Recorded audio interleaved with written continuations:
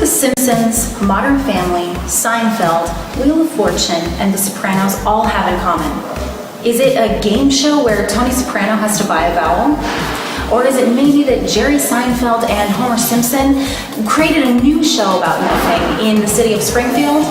No, it's neither of those, although they do sound like brilliant ideas for new content. No, it's that all of these shows have found a second life through the magic of television syndication. So, what is syndication? By definition, syndication is the licensing of the right to broadcast television by multiple television stations without going through a broadcast network.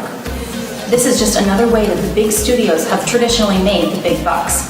For example, The Simpsons is earning $1 million per episode on FX, and The Sopranos was on A&E for $2.5 million per episode.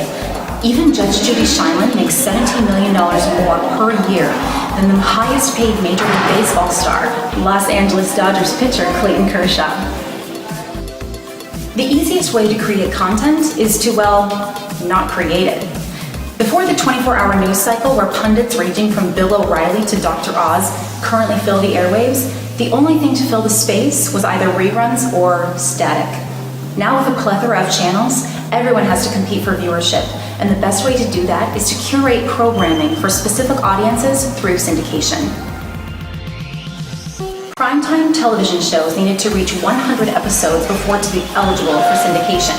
While many shows are reaching that 100 episode breaking point, more and more often it's shows like with heavy narratives like Mad Men or Breaking Bad. It's hard to edit 60 minutes of these dark, character-driven dramas into easily digestible formats at 3 o'clock in the afternoon. If little Susie was homesick, do you think that you'd want her flipping channels to Walter White making meth in a trailer, or Ross and Rachel determining whether or not they were truly on a break? Sitcoms, on the other hand, are a great source for syndicated content. They're usually 22 minutes long and easily editable for commercials. Networks can build the arc of a situational comedy by showing the diversification of its characters and spreading the focus among them equally, guaranteeing multiple plot twists and story arches. Shows like the long-running Big Bang Theory, the highest-rated show on network television, which has also put its actors in the rare $1 million per episode club, are prime for syndication because at the end of each episode, the narrative ties up all of its loose ends and ready to start fresh at the next half hour. Format that is easily reaching the 100 episode threshold is the competition and reality show format. Since we already know the winners and most have well past their 15 minutes of fame, no one will watch in suspense to see who was crowned American Idol 2004. What are some predictions for the future of syndication of television?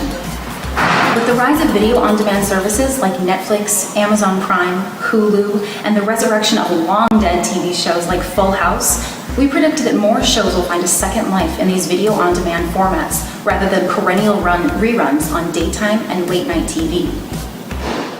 Grey's Anatomy is doing so well with viewers on Netflix that once the show ends on ABC, subscription-based service could strike up a new licensing deal with the cast to keep the show going. There could even be more spin-offs, not unlike Better Call Saul, which was spawned from Breaking Bad. It seems that Netflix can pull the data from what characters their viewers love to keep them coming back for more. Networks might even pull their libraries of their own TV shows into their own video-on-demand services, instead of going through the middleman of Netflix, Amazon, and Hulu. Why wouldn't the studios and networks want to capitalize on this format on their own turf? The media landscape is changing. Viewers aren't tethered to their remote controls anymore because of the dozens of other options for consuming content. Can the world of syndicated TV programming survive as it stands? Our prediction is that no, it can't. There are too many new avenues for creativity and creation.